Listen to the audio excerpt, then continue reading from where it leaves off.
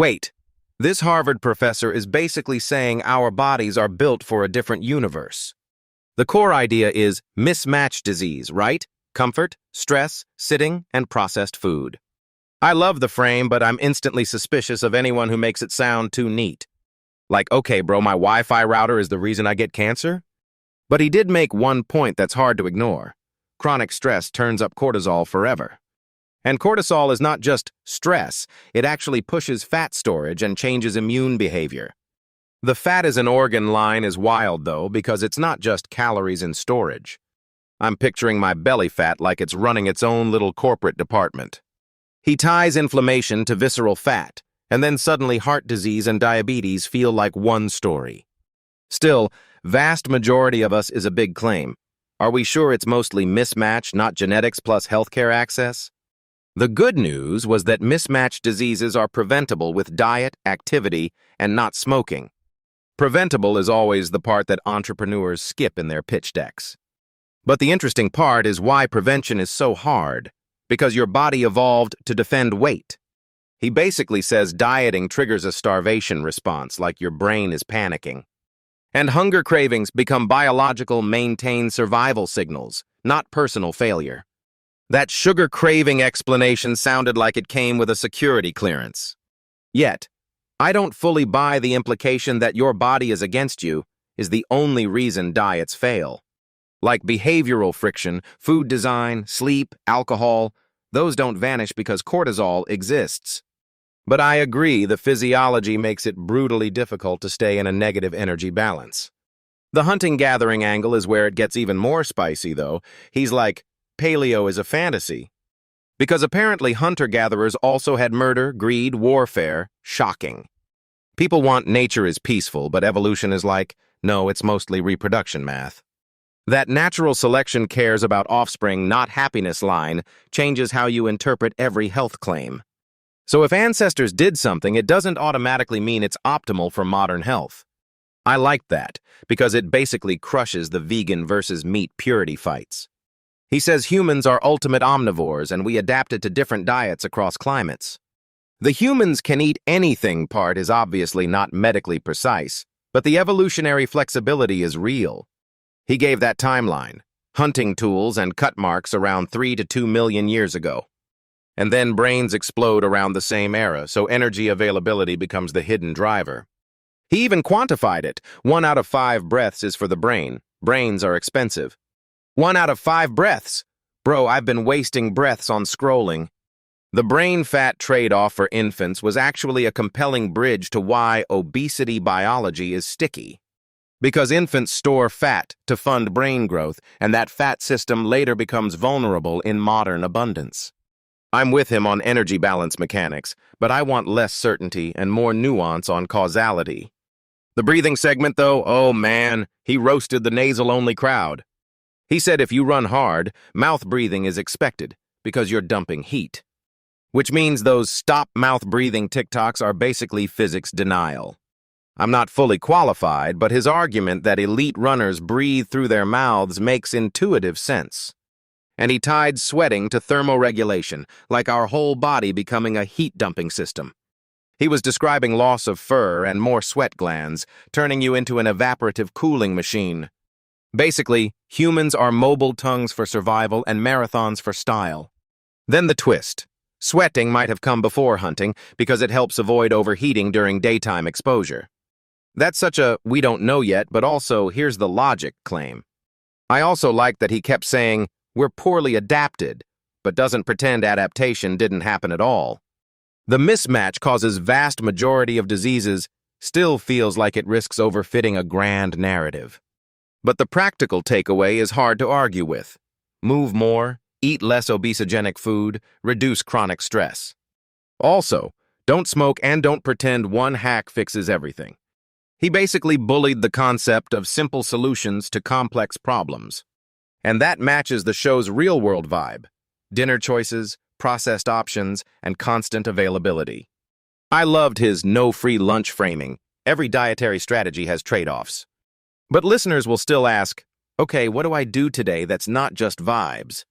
So the most actionable part is probably the boring stuff. activity and stress reduction because biology responds. And next episode, we'll probably get deeper into the practical habits versus the myths. All right, I'm going to end this thought while my brain tries to rationalize mouth breathing at the gym. Malik out. Go move your body, question the hacks, and stop blaming destiny for inflammation. Episode 2 is going to drill into the sitting, posture, and physical activity mismatch stuff. How to build a body that lasts. The whole mismatch disease frame is wild, but it actually ties everything together. Like back pain, allergies, heart disease, aren't they all different lanes? I get the intuition, but I worry people will oversimplify it into just evolve harder. But Lieberman is basically saying your body's settings were built for different inputs. Sitting is the perfect example. Our bodies treat it like we're done moving. Yeah, and then the chair becomes this stealth villain, weak backs, zero endurance. I swear the chair is the most overpowered wearable we've invented. And then we act surprised when the core software degrades. What I liked is he connected low activity to bone density too, not just muscles. That's a real, measurable consequence. If you don't load the system, it downshifts. But how do we avoid doom messaging? Because you'll probably get cancer scares people. He did that thing where he says the bad news, then immediately hands you levers. His levers were basically move, manage stress, and stop buying miracle myths. Which brings us to breathing. Everyone loves a hack there.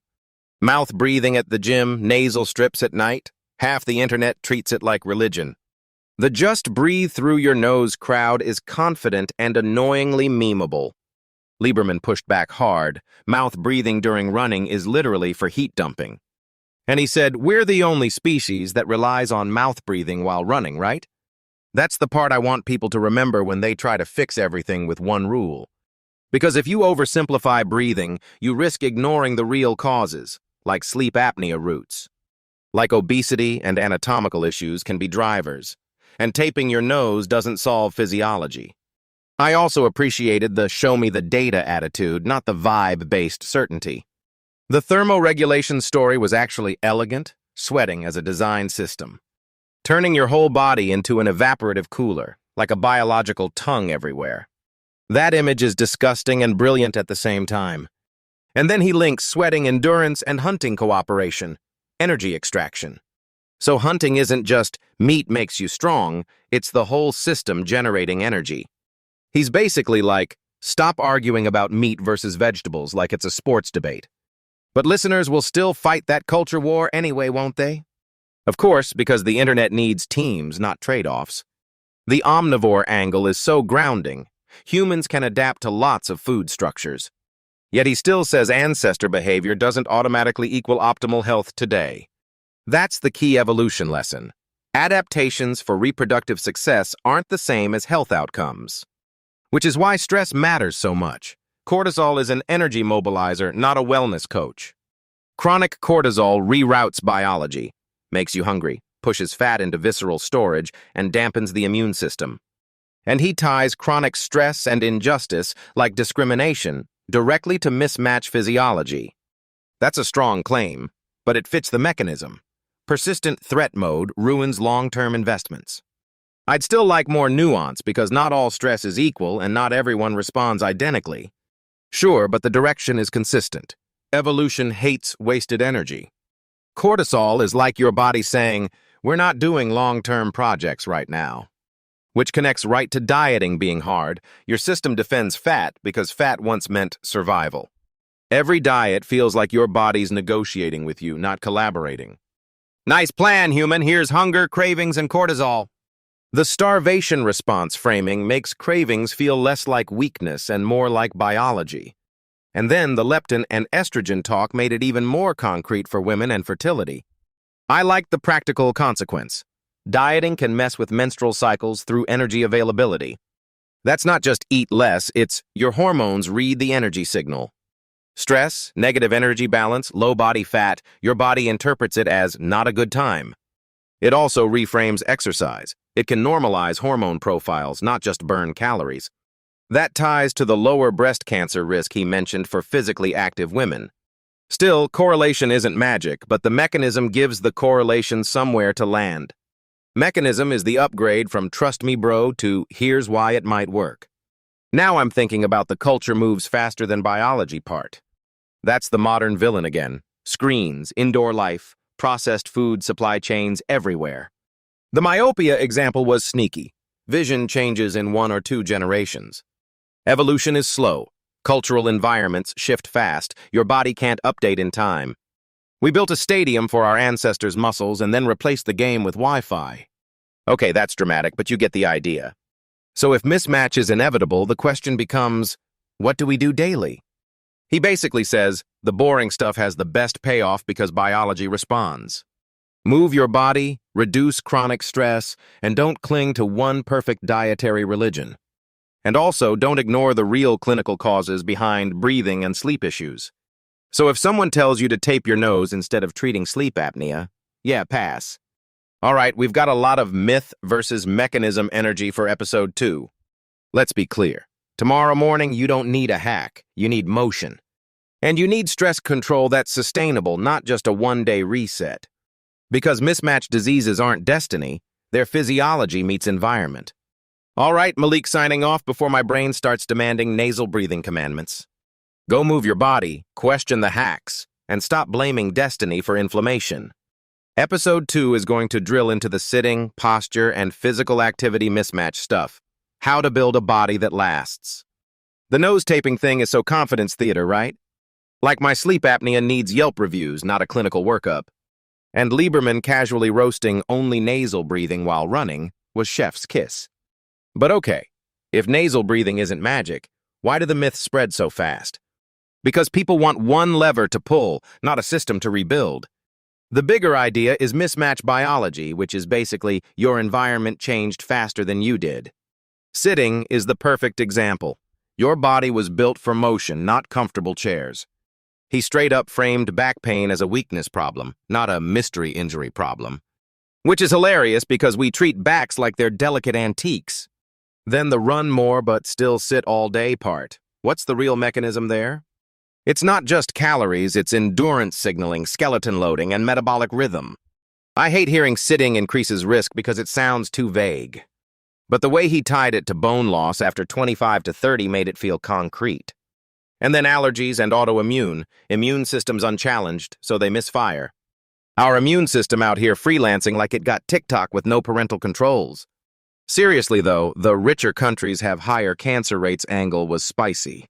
The Bangladesh to England cancer jump is the kind of evidence that makes you stop hand-waving. It's the diet and physical activity and stress bundle, not one magic ingredient. I think that's the whole warning. Stop trying to find a single villain. Speaking of single villains, breathing people think their mouth is the crime scene.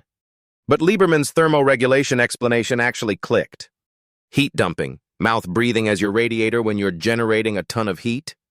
So the mouth isn't bad, it's just doing its job at higher output.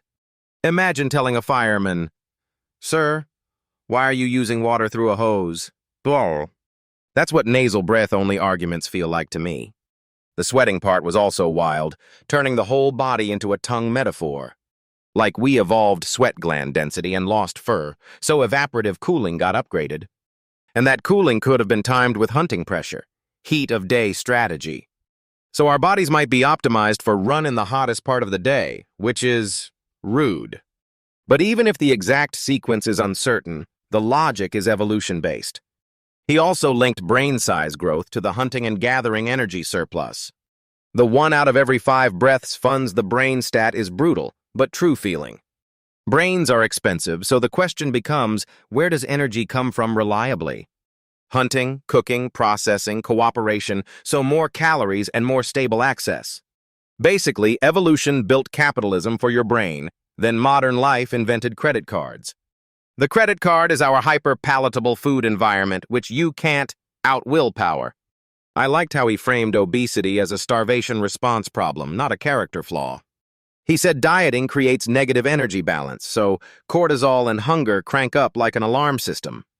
And visceral belly fat becomes inflammatory, which ties stress to diabetes and heart disease. That's the mismatch thesis in one sentence. Physiology meets environment. I'll push back a little, though. Can we really blame cortisol for everything? We can't reduce it to one hormone, but it's still a useful integrator signal. Chronic stress is bad because it keeps your body in lion is here mode forever. And the lion is usually an email thread. The fertility angle was surprisingly coherent too, energy availability gating reproduction. Low body fat or active dieting drops estrogen or progesterone, so cycles get disrupted. He made amenorrhea feel like biology, saying, don't invest unless conditions are stable. And chronic stress could interfere the same way by changing hormone dynamics via cortisol. Nature really said, stop romanticizing reproduction under famine vibes. No. Okay, but then where do we land practically? What's actionable today? He hinted the actionable conclusion is basically move, eat less mismatched food, and manage stress. Still, eat less is vague unless we translate it into modern options. The line about dinner choices is perfect. Humans never had supermarkets like this. For most of history, your diet was availability, not an algorithm-curated buffet. So modern culture accelerates change via technology while biology lags behind. That's why mismatches show up in weird places, like myopia rising with indoor reading and screens. The Inuit grandparent story was a gut punch because vision adaptation was fast enough culturally. Evolution. I can adjust. Culture. 2 generations. We're done. Yeah. So the real enemy isn't you, it's the speed of environmental change you didn't consent to. And the fix isn't one hack, it's building daily inputs your body evolved to respond to. Movement breaks sitting, purposeful activity challenges immune function, and stress control reduces cortisol load. Next time someone sells you a tape strip miracle, you'll know the biology won't cooperate with vibes. All right, that's my take. Go question the hacks and go earn your physiology back. We're wrapping episode 1 here, and you've got episode 2 loading in, sitting, posture, and the physical activity mismatch. Episode 2 is going to drill into how to build a body that lasts when your job and screens demand otherwise. The more I hear it, the more fix feels like people chasing vibes. Like, sure, breathing matters, but no, it's not a magic nose subscription. That whole only nose breath thing sounds like a TikTok cult. Maladaptive unless you are an elite runner, bro, relax. The evolutionary argument is blunt. During hard effort, you dump heat. So mouth breathing becomes thermoregulation, not moral failure. I love when people make physiology into a purity test. And then they ignore the actual causes of sleep issues. Deviated septum, obesity, airway mechanics, those are not solved by a strip. But I get why people want simple solutions so badly. Your brain is allergic to uncertainty, especially when you're exhausted. Also, the sweating story is kind of insane. Humans basically became heat-dumping machines. Like, if monkeys only sweat on palms and feet, we overclocked it. We turned our whole body into a tongue, which is both horrifying and genius.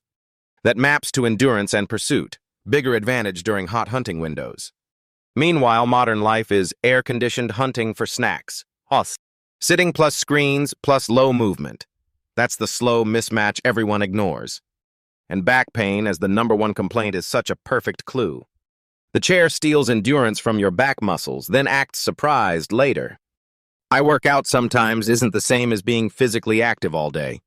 The podcast logic is bones, immune system, metabolism adapt to exposure, not intentions. Which is rude because I want my body to run on willpower like an app. Stress is the other big lever. Cortisol isn't just feeling bad, it changes storage and immunity. It directs fat toward visceral stores and makes those cells more inflammatory. So your belly isn't just diet problem, it's a biology response to chronic threat. That's like the opposite of hustle culture motivational posters. The evolutionary framing makes cortisol feel like an old tool misused in a new world. And the mismatched diseases label finally makes the whole system connect. Heart disease, diabetes, some cancers. Many trace to comfort diets, inactivity, and chronic stress. Comfort with choice sounds harmless until you realize choice increases bad probability. Like the supermarket is basically a vending machine for evolutionarily weird meals. Free lunch doesn't exist, only alternative consequences. The line, "there's no such thing as a free lunch," was the mic drop of the whole episode.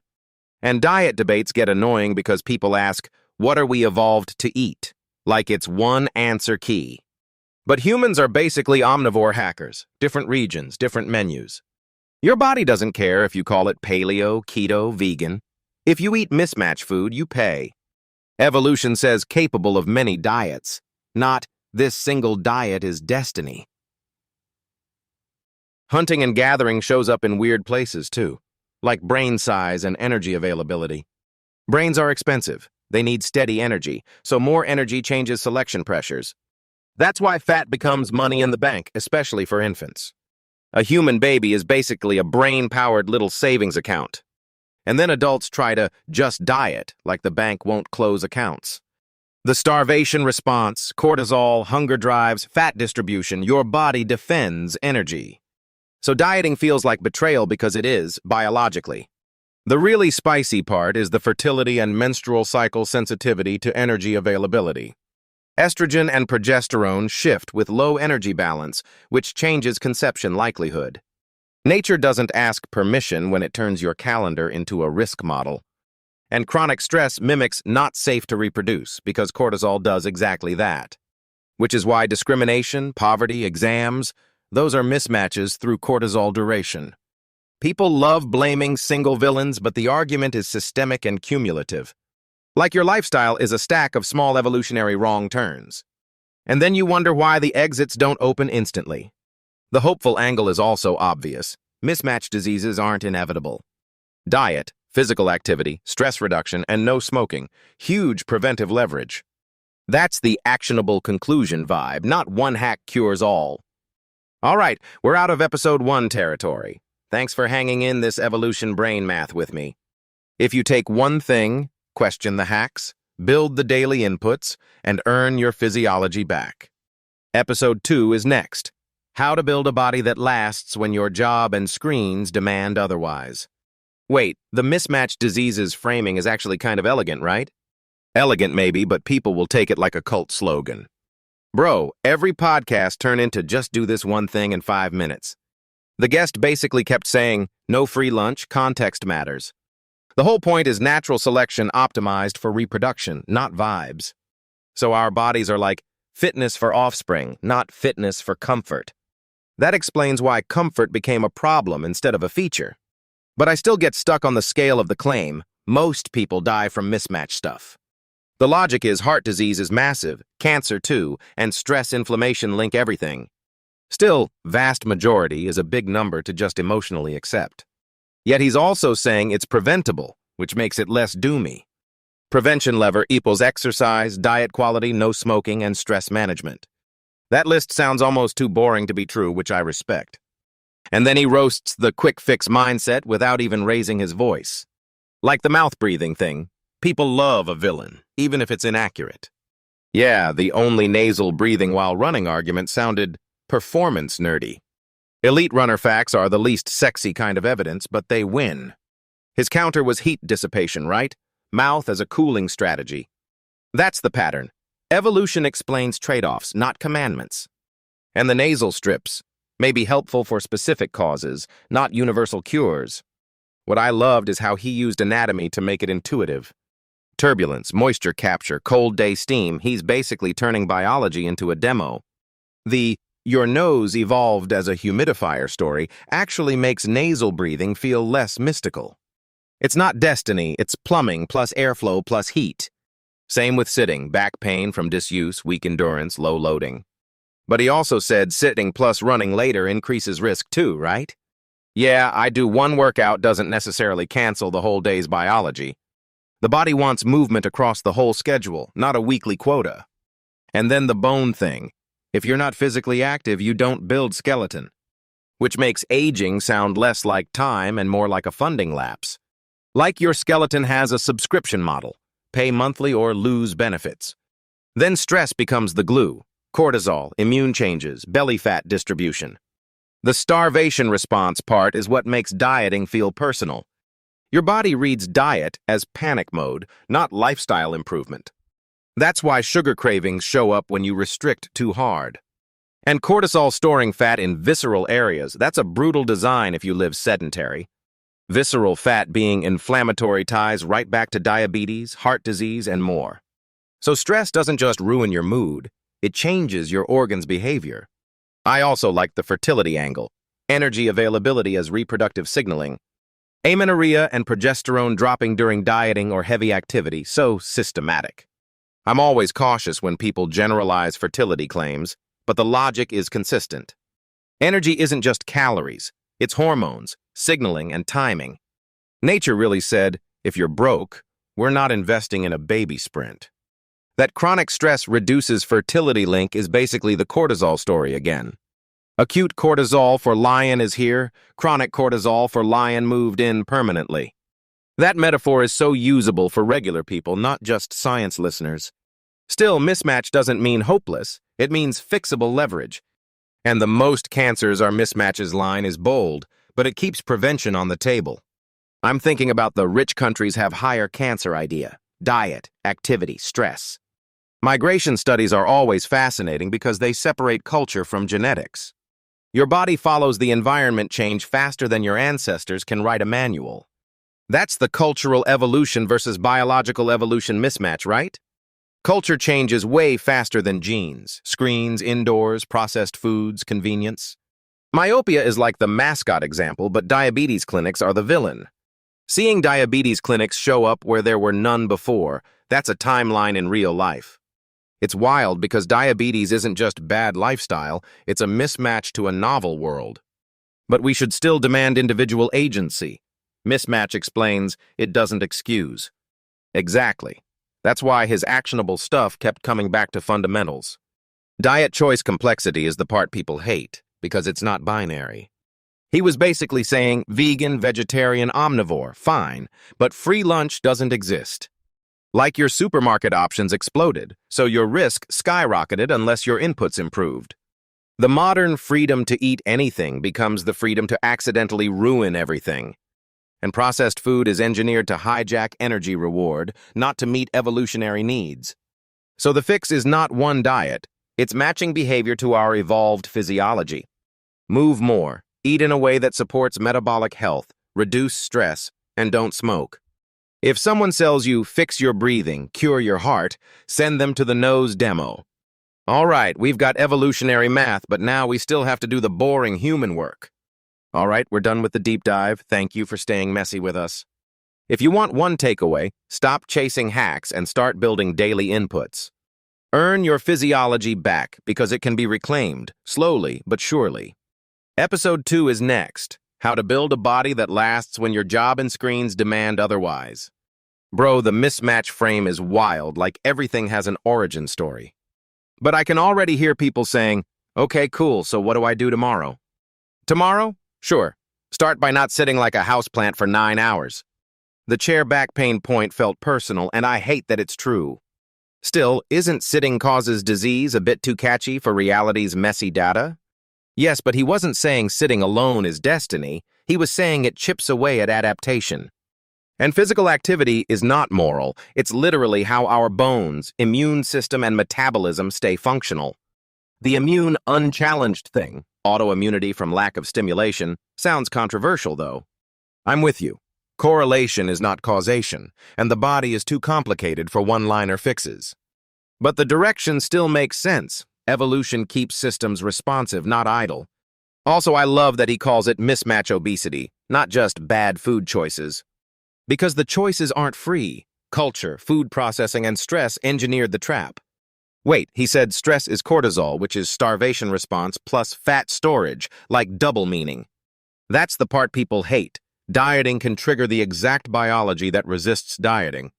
So we punish ourselves, and the body is like, nice emergency you created, idiot. Exactly.